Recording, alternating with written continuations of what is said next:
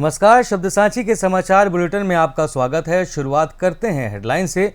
रीवा में जिला एवं सत्र न्यायालय के नवनिर्मित भवन का हुआ लोकार्पण। रीवा में सीएम ने सर्किट हाउस के नवीन भवन का किया शुभारंभ। रीवा में 13 परीक्षा केंद्रों में हुई नीट यूजी की परीक्षा। रीवा पीटीएस में पदस्थ आरक्षक की सड़क हादसे में मौत। रीवा में शिल्पी प्लाजा के सामने उपभोक्ता कॉम्प्लेक्स में भड़की आग। रीवा में फ्रूटी के पाउच में निकले कीड़े, बच्ची की बिगड़ी हालत। मऊगंज में जमीनी विवाद में भाई के परिवार पर किया गया हमला। मऊगंज में तिलकोत्सव के दौरान जमकर मारपीट, महिला की हालत गंभीर। सतना में 2.5 क्विंटल नकली पनीर जब्त। सतना में 55 साल की बुजुर्ग ने मंदिर में अर्पित की जीभ। सतना के सड़क किनारे मिली नवजात बच्ची। एमपी में 7 मई तक आंधी और बारिश का अलर्ट। जादू देखा है, हम दिखाते हैं। आप सोचिए, हम बनाते हैं। अपने घर या ऑफिस को सजाएं मनपसंद डिजाइन के कस्टमाइज वॉलपेपर्स, ब्लाइंड्स, पेंटिंग्स और लेजर कटिंग से बनी आकर्षक चीजों से। आज ही कॉल कीजिए 7611125428, क्योंकि आपकी कल्पनाओं को पंख देना भी जरूरी है। अब खबरें विस्तार से। रीवा में मुख्यमंत्री डॉक्टर मोहन यादव ने जिला एवं सत्र न्यायालय के नवनिर्मित भवन का लोकार्पण किया। उद्घाटन समारोह में सबसे पहले मध्य प्रदेश उच्च न्यायालय के न्यायाधीश संजय द्विवेदी ने स्वागत उद्बोधन दिया। इसके बाद डिप्टी सीएम राजेंद्र शुक्ल का उद्बोधन हुआ। इसके बाद क्रमशः एमपी हाई कोर्ट के न्यायाधीश संजीव सचदेवा, मुख्य न्यायाधीश सुदेश कुमार कैत, सुप्रीम कोर्ट के चीफ जस्टिस एससी शर्मा ने अपने विचार व्यक्त किए। आयोजन में सुप्रीम कोर्ट के न्यायाधीश जेके महेश्वरी और न्यायाधीश सूर्यकांत ने भी शामिल लोगों को संबोधित किया। इसके बाद मुख्यमंत्री डॉक्टर मोहन यादव ने नए कोर्ट भवन को लेकर रीवा वासियों को बधाई दी। समारोह में जस्टिस विशाल मिश्रा ने आभार व्यक्त किया। आज का ये पल ऐतिहासिक पल है। एक और भव्य और शानदार डिस्ट्रिक्ट कोर्ट की बिल्डिंग है, तो वहीं दूसरी ओर इस मंच में ऐसे विभूति का एकत्रीकरण है जो इस उद्घाटन के समारोह को बहुत लंबे समय तक याद रखेगा। मैं आप सबका स्वागत करता हूं।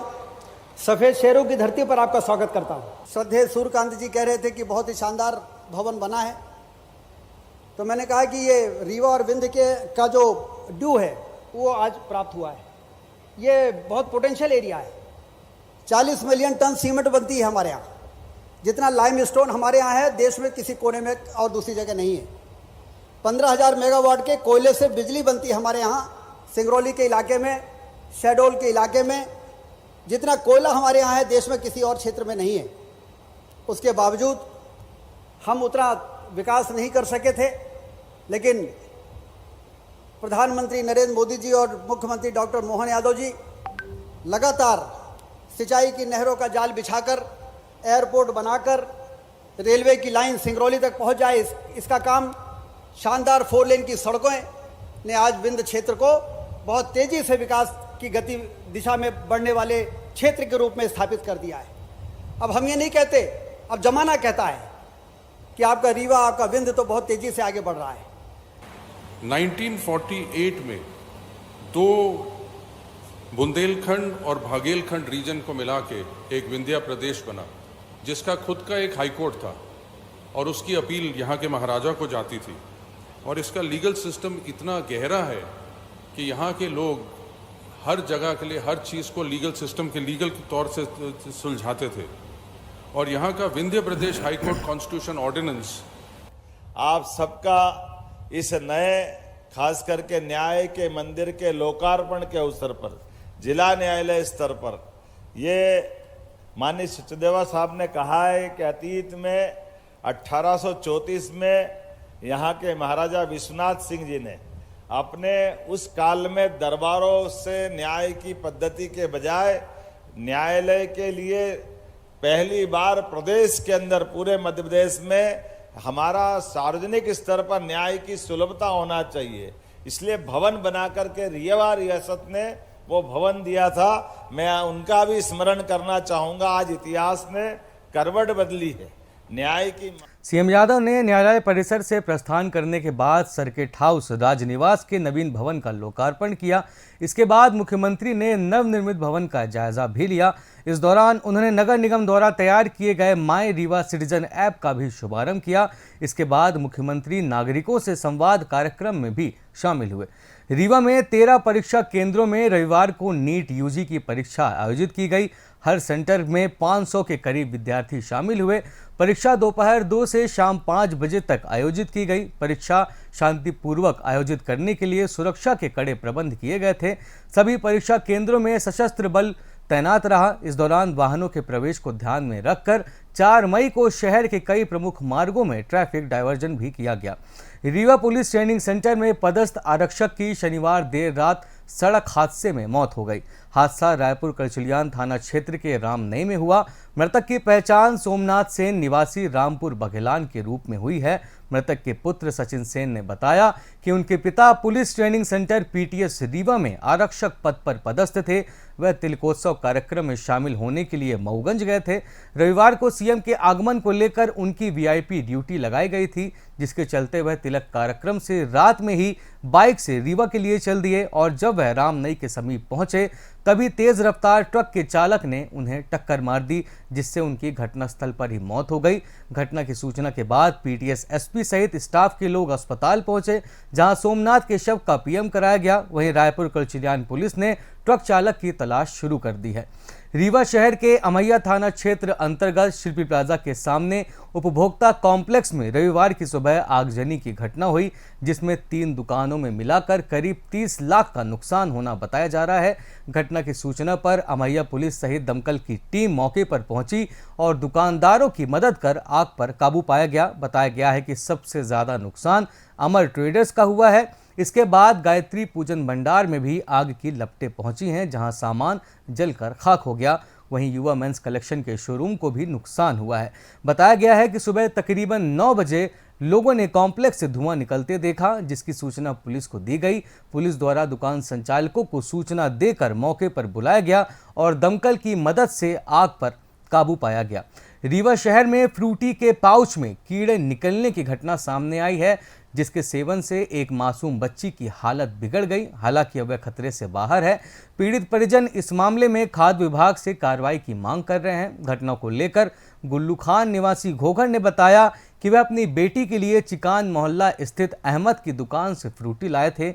उनकी बच्ची जब फ्रूटी पी रही थी तो पाइप में अचानक कचड़ा फंस गया। जब उन्होंने पाइप को बाहर निकाल कर देखा तो उसमें कीड़े निकल रहे थे, जिसे वह तत्काल लेकर दुकानदार के पास पहुंचे तो उसने फ्रूटी बदलने की बात कही। गुल्लू खान ने कहा कि वह चाहते हैं कि किसी और के बच्चे के साथ इस तरह की घटना न हो, इसीलिए वह खाद्य विभाग से कार्रवाई की मांग कर रहे हैं। बताया गया है कि फ्रूटी के पाउच में 31 दिसंबर 2024 की पैकिंग डेट थी, जिसकी एक्सपायरी डेट 28 मई 2025 है, यानी वो एक्सपायरी भी नहीं हुई थी।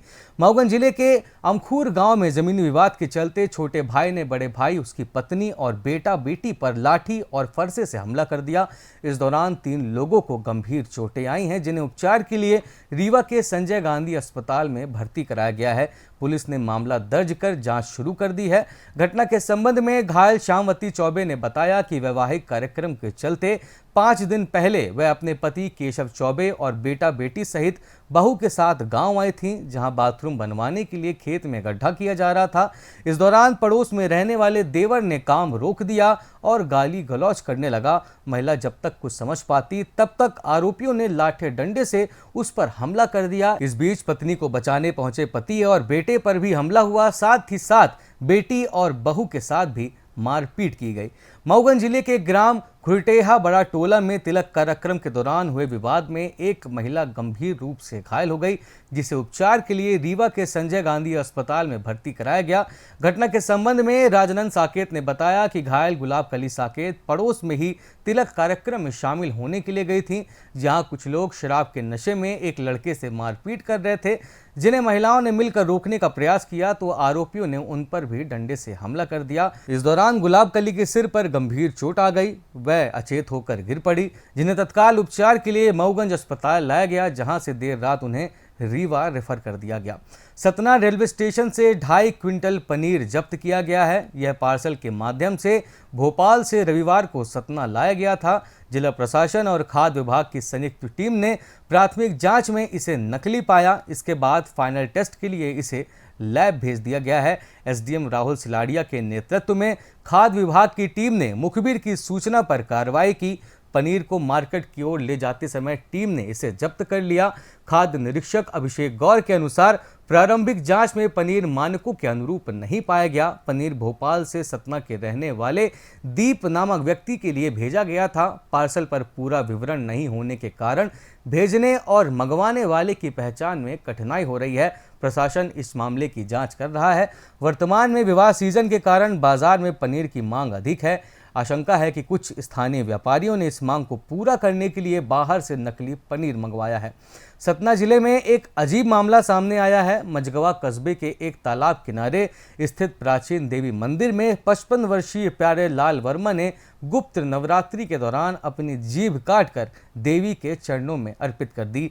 जीभ कटने के बाद प्यारे लाल मंदिर में ही बेहोश हो गए। घटना की जानकारी लगते ही मंदिर में लोगों की भीड़ जमा हो गई। परिजन और स्थानीय लोग भजन कीर्तन में जुट गए। मंझगवा पुलिस को सूचना मिलते ही टीम मौके पर पहुंची। पुलिस ने घायल को अस्पताल ले जाने का प्रयास किया, लेकिन परिजनों और ग्रामीणों ने इसका विरोध कर दिया। उनका कहना था कि देवी की कृपा से जीभ वापस आ जाएगी। हालांकि पुलिस की समझाइश के बाद वह माने। मझगवा टीआई आदित्य नारायण धुर्वे ने बताया कि परिजनों एवं ग्रामीणों को काफी समझाइश देने के बाद वह माने। अचेत प्यारेलाल को अस्पताल में भर्ती कराया गया है, जहां उसका इलाज किया जा रहा है। सतना के रामपुर बगलान थाना क्षेत्र के बेला में रविवार सुबह एक नवजात बच्ची को सड़क किनारे झोले में छोड़ दिया गया। नेशनल हाईवे 30 के बाईपास पर स्थित चौबे तालाब के पास से गुजर रहे लोगों ने बच्ची के रोने की आवाज़ सुनी और तत्काल सीडब्ल्यूसी अध्यक्ष चंद्र किरण श्रीवास्तव को सूचित किया गया। सीडब्ल्यूसी के अध्यक्ष के अनुसार सुबह 6 बजे ग्रामीणों से सूचना मिलने के बाद उन्होंने रामपुर बगलान थाना प्रभारी संदीप चतुर्वेदी को जानकारी दी। पुलिस ने बेला चौकी को अलर्ट किया, जिसके बाद आरक्षक चितेंद्र पांडे मौके पर पहुंचे और एम्बुलेंस से बच्ची को रामपुर बगलान सिविल अस्पताल ले आए, जहां बच्ची का इलाज जारी है। डॉक्टरों के अनुसार बच्ची स्वस्थ है। मौसम की बात करें तो मध्य प्रदेश में आंधी, बारिश और ओले गिरने का दौर जारी है। रविवार को भोपाल, इंदौर, ग्वालियर, उज्जैन और जबलपुर समेत 45 जिलों में अलर्ट रहा। रविवार को भोपाल, इंदौर और खंडवा में बारिश के साथ ओले गिरे। मौसम विभाग के मुताबिक मध्य प्रदेश में 3 साइक्लोनिक सर्कुलेशन के अलावा 2 टर्फ गुजर रहे हैं। इस वजह से मौसम बदला हुआ है। अगले 4 दिन यानी 7 मई तक प्रदेश में तेज आंधी चलने और बारिश होने की संभावना है। इसी के साथ ये समाचार बुलेटिन समाप्त हुआ। कल फिर मिलेंगे नई खबरों के साथ। जुड़े रहिए शब्द सांची विंध्य से, और विंध्य से जुड़ी तमाम खबरों के लिए हमारे चैनल को सब्सक्राइब जरूर करें। अपने आसपास की खबरें हम तक पहुंचाने के लिए स्क्रीन पर दिए नंबर पर आप संपर्क भी कर सकते हैं। धन्यवाद।